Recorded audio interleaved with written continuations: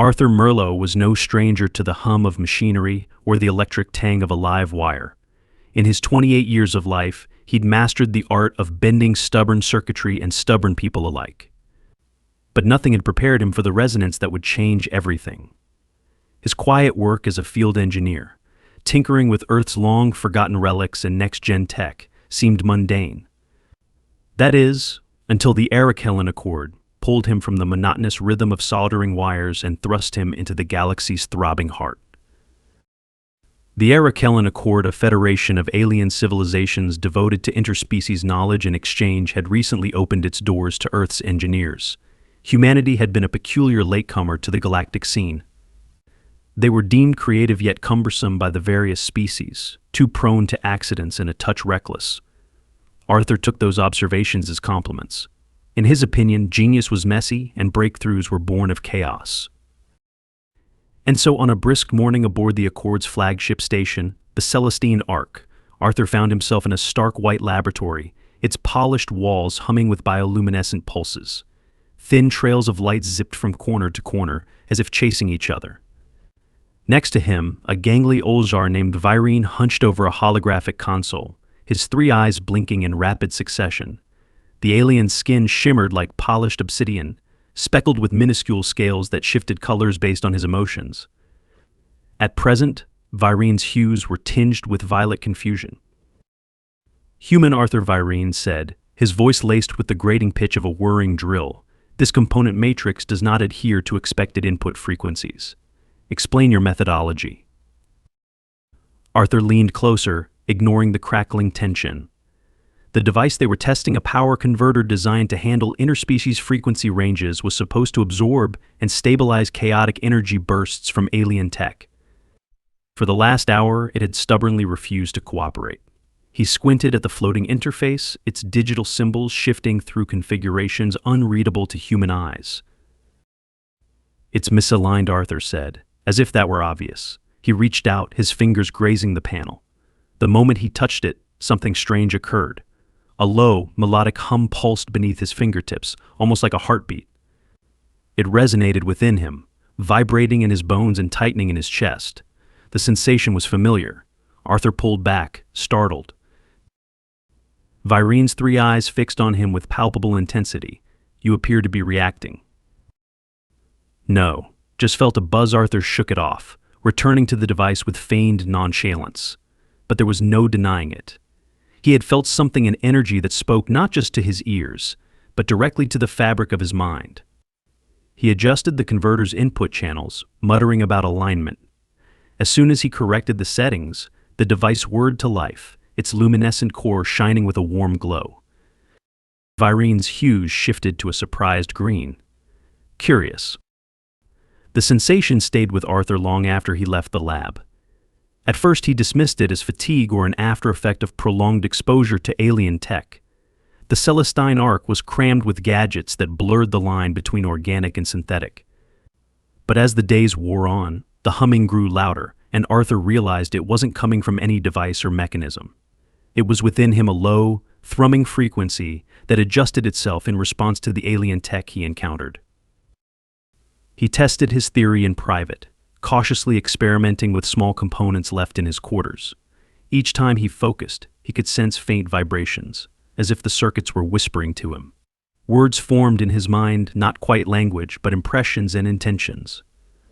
When he closed his eyes, he saw patterns that danced like stardust. At first it exhilarated him. Then it frightened him. Was he being altered? Driven mad?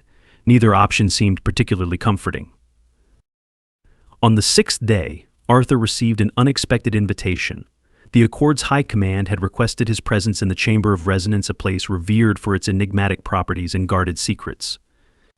The chamber was a vast, echoing dome lined with intricate crystalline formations.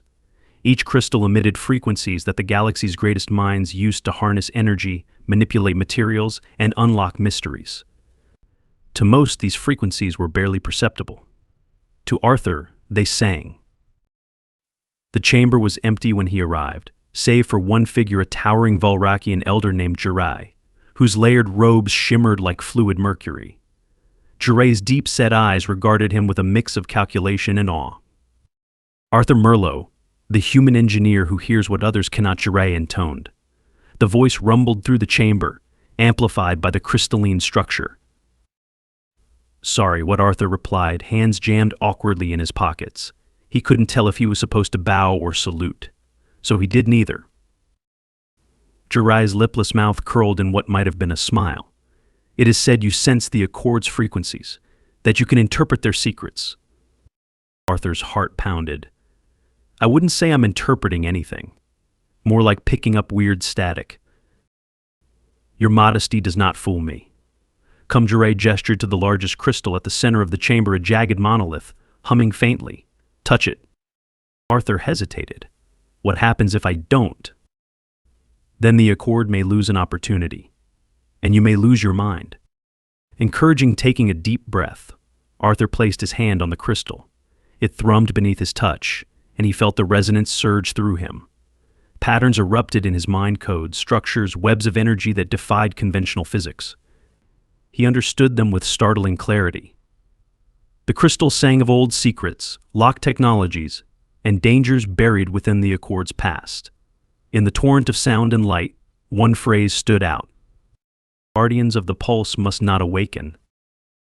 Arthur pulled his hand back, gasping. Jirai's eyes were unreadable. You heard it, the elder said, his tone grave. I heard something, Arthur admitted. It was warning me. The Pulse is a power older than our Federation, a legacy of those who nearly destroyed themselves. Jirai leaned in. If you can hear its frequencies, you are key to our survival. Arthur wanted to laugh, but it died in his throat. I'm an engineer, not some chosen one. You are both. Jirai stepped back, leaving Arthur alone with the crystal's fading hum. Over the next few weeks, Arthur's life transformed. He became the Accord's reluctant secret keeper. While others viewed him as an engineer capable of miraculous repairs, the High Command saw him as a conduit, someone who could decode lost technologies tied to the mysterious Pulse. Arthur tried to keep things lighthearted with sarcastic remarks and gallows humor, but it was hard to ignore the growing weight of expectation. He worked alongside Virene in the depths of the Celestine Arc, decoding blueprints and unlocking systems long considered dead. The Accord's technology was vast, layered over millennia, but with each success, Arthur's connection to the frequencies deepened. They spoke of catastrophic events, of energies that spiraled out of control. One night, as he dismantled a faulty energy core, the resonance flared again, delivering a chilling warning. The core will breach. Stabilize or perish. Arthur Virene's shout snapped him back to reality. The energy core trembled, its luminous tendrils sparking wildly. Panic spread among the alien engineers. But where they saw chaos, Arthur saw patterns. He grabbed a stabilizing rod, aligned it with the core's vibrating rhythm, and released a pulse of energy to match its frequency. The core stabilized, its glow dimming. Virene gaped, his scales shimmering with orange disbelief. You understood its needs. I don't know if I'd call it understanding. Arthur wiped sweat from his forehead. But yeah, I heard it. That incident earned him reluctant respect from the Accord's skeptical factions, but it also attracted scrutiny. Not everyone trusted his ability. Some feared what might happen if he unlocked too much. Hidden frequencies held ancient secrets and ancient weapons. Arthur's nights became restless, haunted by dreams of destruction. One evening, during a rare moment of respite, he found himself on a balcony overlooking the stars. The hum of the Celestine Arc was ever present, like a heartbeat reminding him he was tethered to something vast and ancient. Jiray joined him, silent and imposing. You fear the frequencies, the elder said after a long pause. Arthur leaned on the railing. They're like a storm in my head. I can barely make sense of it. That storm contains both hope and ruin. You must be cautious. Caution doesn't come easy for humans. Which is precisely why you are here. Jirai's eyes glimmered. The Guardian spoke to you for a reason. Do not take it lightly. As if on cue, a pulse echoed through the station, a deep, resonant tone that shook the bones. Alarms blared. Arthur felt the frequency shift, its song changing from warning to rage. The pulse was stirring, and as terrified as he was, he understood his role to keep it silent. to keep the balance. As chaos erupted around him, Arthur whispered to the frequencies, trying to make sense of the secrets they screamed.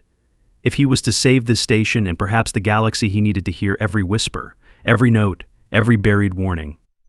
And he needed to understand it all before it was too late. Arthur raced through the corridors of the Celestine Arc, the pulse of the station's frequencies pounding like war drums in his ears. Red emergency lights flashed, illuminating alien engineers scrambling to contain power surges. Jiraiya's words reverberated through his mind. The storm contains both hope and ruin, and right now it was leaning heavily toward ruin. Virene stumbled up to him, scales flickering with a chaotic mix of red and yellow, the Uljar equivalent of dread. The pulse has destabilized, Virene gasped. Energy is spiking across every conduit. Arthur closed his eyes, letting the resonance flow through him. The song was discordant, jagged, full of panic. He focused on one thread, the same frequency that had spoken to him before. It thrummed with a desperate intensity. The guardians of the pulse must not awaken. The phrase repeated over and over, like a warning bell clanging in the storm. What exactly are the guardians? Arthur asked, keeping his voice calm despite the chaos. Virene hesitated, torn between fear and urgency. They are ancient constructs, beings created to control the pulse's power, but they were flawed. When activated, they seek to impose order at any cost, even if it means destruction. Of course they do, Arthur muttered. So how do we shut them down? Jiraiya's deep voice rumbled from behind him. By silencing the pulse. Arthur turned, his gaze meeting the Volrakian elder's solemn eyes. You make it sound simple. It is not. The Guardians have already begun to manifest. Jiraiya gestured to a nearby viewport, where shimmering, translucent figures were emerging from the depths of the station's core. They were immense, humanoid forms composed of energy and light, their shapes flickering like unstable flames. Wherever they moved, systems shorted out, sparks raining like embers. They are drawn to disorder, and their solution is annihilation. Arthur clenched his jaw. Right, no pressure. The trio made their way to the heart of the station, the resonance chamber. Here, the largest crystal monolith pulsed wildly, emitting waves of energy that clashed and roared. The Guardians' forms hovered around it, their presence amplifying the turmoil. Arthur felt the resonance in his chest, every vibration tearing at his senses. He realized then that the Guardians weren't just constructs, they were embodiments of the pulse's most chaotic potential. If he couldn't silence them, the entire station, and perhaps the Accord itself, would be consumed. Jiraiya and Virene worked feverishly to erect containment barriers. Energy shields flickered to life, but the Guardians' relentless assault sent cracks spidering through the crystalline walls. Arthur stepped forward, hands trembling as he touched the central monolith. The resonance surged, filling his mind with noise and light. He fought to focus, to find the underlying rhythm amid the chaos. The frequencies sang to him of creation, of destruction, of power so vast it defied comprehension. He felt the Guardians' essence, their drive to restore balance through any means necessary. But there was another frequency, buried deep beneath the rage, a melody that spoke of harmony and restraint. Arthur reached for it, straining every nerve. Human Arthur, Virene shouted, dodging a blast of energy that incinerated a nearby panel. The Guardians are converging. Arthur gritted his teeth, sweat pouring down his face. I know. The resonance flared again, and suddenly he understood. The Guardians weren't purely malevolent, they were bound to the pulse's will, compelled to eliminate any perceived threat. If he could shift the resonance, alter the core's frequency, he could calm them. But to do so meant risking everything, his sanity, his life, his very being. Arthur, do not attempt this alone, Jiraiya warned. The frequencies will tear you apart. He met the elder's gaze. Not if I make them listen. Ignoring the fear clawing at his gut, Arthur plunged deeper into the resonance. The Guardians' forms lashed out, their energy searing the air around him. Pain shot through his body, but he held on, focusing on the melody buried within the chaos. He matched its rhythm, weaving his own frequency into the song. Slowly the discord began to subside, the Guardians' movements growing sluggish. But it wasn't enough. The resonance demanded more, his full connection, his entire self. Arthur took a deep breath and let go. He became one with the frequencies, every thought, every heartbeat synchronized with the pulse. The guardians paused, their forms flickering. They turned their luminous gazes toward him, as if sensing the shift. Guardians of the pulse must not awaken, the phrase echoed again, but this time it held a different meaning, a plea for balance. Arthur poured all his will into the resonance, urging the pulse to calm, to listen, to remember its purpose. The energy swirled around him, building to a crescendo, and for a moment he felt as if he were standing at the center of a cosmic symphony. Then, with a final surge of power, the resonance stabilized. The guardians' forms dimmed, their outlines fading. One by one, they dissolved into the ether, leaving only the gentle hum of the pulse behind. Arthur collapsed to his knees, gasping for breath. The resonance still thrummed within him, but it was quieter now, less of a storm, more of a gentle tide. Sarai and Virene approached cautiously.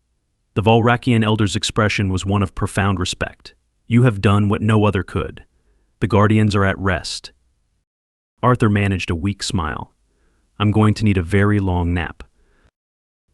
In the days that followed, Arthur became both legend and enigma within the Accord. Some whispered that he was touched by ancient powers, others called him a reckless fool. He preferred the latter. The High Command offered him accolades and a position of high prestige, but he declined. Instead, he focused on what he did best, engineering solutions, one frequency at a time. One evening, as he adjusted a stubborn power converter, Virene appeared at his side. The old jar's scales shimmered with curiosity. You could have had anything, Arthur. Why choose this? Arthur grinned, tapping the converter. Because this I understand. The frequencies, well, they're complicated. And I've had enough complications for a lifetime. Virene tilted his head, amusement in his eyes. Perhaps. But you will listen again, won't you? Arthur paused, feeling the faint hum in the air, the pulse's ever-present reminder. Yeah, he said softly. When it matters. The resonance was part of him now, a burden and a gift. But he'd learned to live with it, to hear its secrets without losing himself. As he worked, the frequencies whispered in the background, not of chaos or destruction, but of potential and hope. For once, Arthur listened and smiled.